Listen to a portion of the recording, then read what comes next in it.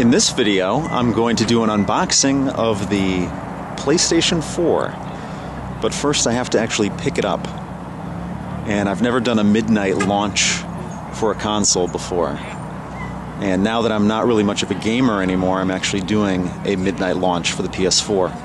I've already pre-ordered mine, and I guess I gotta wait in line to pick it up. It's probably about 11:40 on Thursday, November 14th right now. So let's do this. So here we go. It wasn't that difficult. When I got to Best Buy, I asked the person who was taking care of the lines, and I asked them what I should do, and they asked me if I pre-ordered it or if I was just waiting in line for it. And I actually pre-ordered it probably about, 5 months ago, something crazy like that. And so they had me go in, pay for it, and I decided to get Killzone because I wanted something that would showcase the graphics on this console. I didn't opt for a second controller or any of the other games. None of the other games really did it for me. So after I paid for it, they gave me a ticket and I had to wait in line. And I waited in line probably for about 20 minutes or so. Got the PS4 a little after midnight, brought it home, and here I am. So we're going to do an unboxing in this video. And then in my next video, I'm going to fire it up for the very first time, and we're going to check it out. Now, if you're familiar with my channel, I did buy a Nintendo Wii U this year. And I really don't have time for gaming, so I ended up selling that console. But I wanted to get my hands on the PS4 just so I know what it's like. And maybe I'll keep it, maybe I'll sell it, I don't know, we'll see.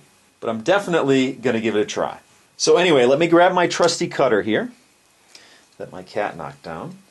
And what we're going to do is we're going to unbox Killzone Shadowfall. Now this should be pretty standard, I would imagine. It's been a while since I've owned a PlayStation game, and I'm going to make this very quick.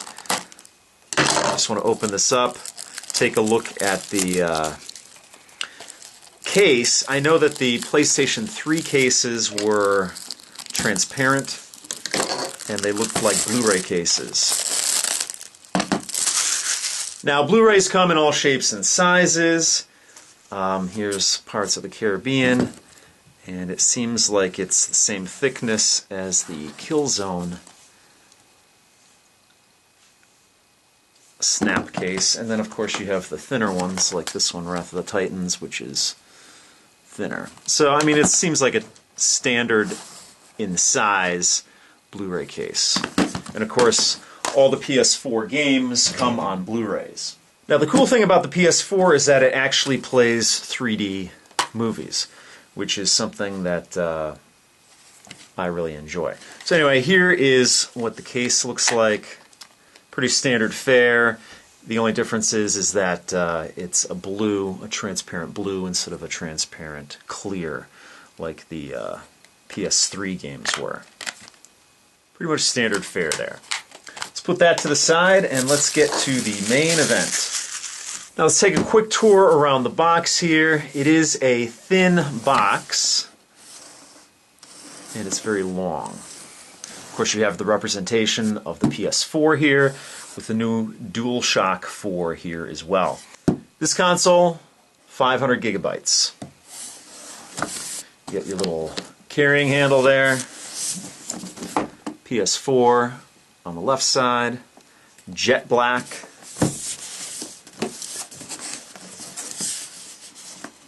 PS4 on the right side, and then you get a representation of what you get inside the box here. The console itself, one controller, and then a bunch of cords. And on the back, you get an advertisement for a couple of the games.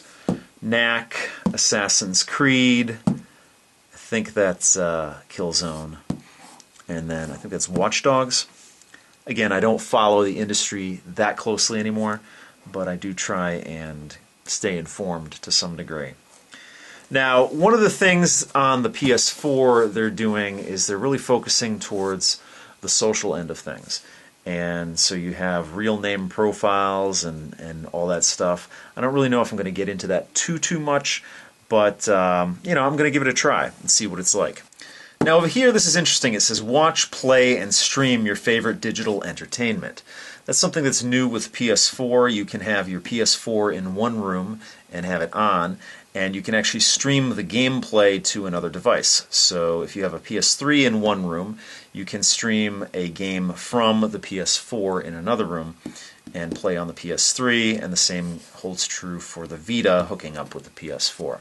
So that's interesting. I'm not going to be using that because I don't have a PS3 and I don't have a PlayStation Vita, but for those of you who do, it's probably something that's really cool, especially if you have a lot of family members in your house, and you might be pushed from the main television set to a secondary television set in your house.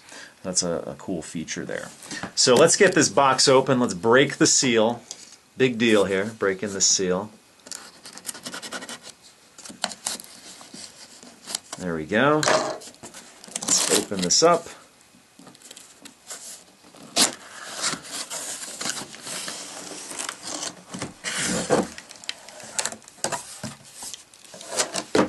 Alright, let's grab the DualShock 4 first. Now, I heard that this controller is a big upgrade to the DualShock 3, at least in the way it feels.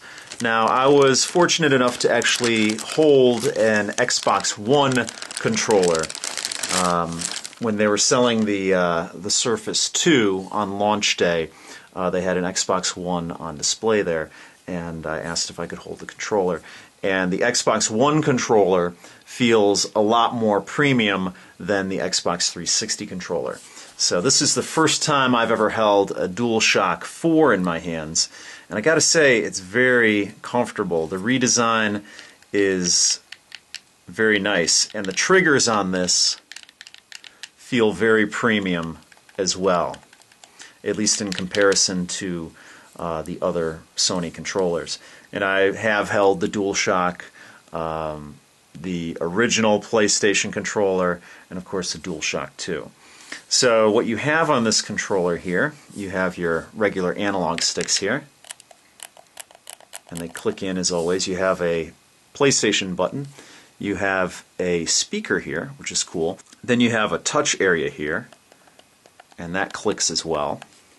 Then you have an options button to the right and a share button to the left. And that share button allows you to share your best gaming moments. So let's pull these plastic pieces off of the face areas here. And of course, if you have plastic on plastic, that always means you have glossy plastic. Of course, you have your regular PlayStation buttons here, and they all feel very nice. Let's take this off here.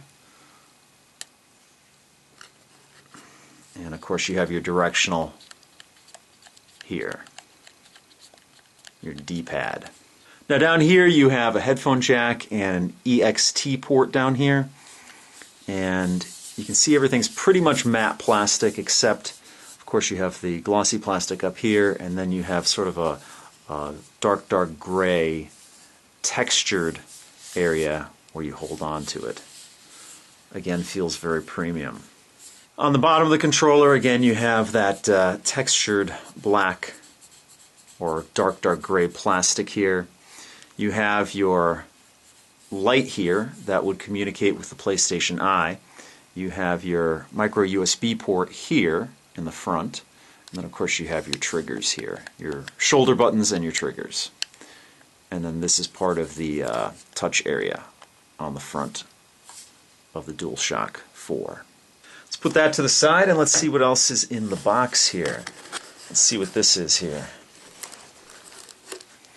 Get some documentation, special free offers, quick start guide. Let's put that to the side. I assume these are the cords here. Now, one of the cool things about the PlayStation 4 is that you don't have a giant power brick on the outside of the device. You actually just have a regular cord that plugs into it, which is really nice. Comes with an HDMI cord here. If I can hold on to it there. You get an earphone here. Earphone with a mic on it, sort of like you would have with a cell phone. and that will hook into your DualShock 4 right in the front there. And then here you have a micro USB to USB cord. That's to charge your DualShock 4. Now, from what I understand, you can actually plug devices into the PlayStation 4. Even if the PlayStation is off, it will still charge the devices that you plug into it, into the USB ports on it, as long as, of course, as long as this is plugged in. So let's get to the main event here, the PlayStation 4. And I think that's pretty much everything that's in the box here. So let's get this out of the plastic. Very nice looking console. Very nice. I gotta say, just on looks alone, I want to keep it and not get rid of it. So here in the front, you have your slot loading drive in there, and then you have your two USB ports up front. Probably one of the most uniquely designed PlayStations I've ever seen. You have your PlayStation 4 or PS4 branding over here. Everything is pretty much a textured black plastic, except for this strip on the left-hand side. And you also have some PlayStation branding, your regular PlayStation logo on the back here. I do apologize for my ceiling fan there. All along the device, you have this trench,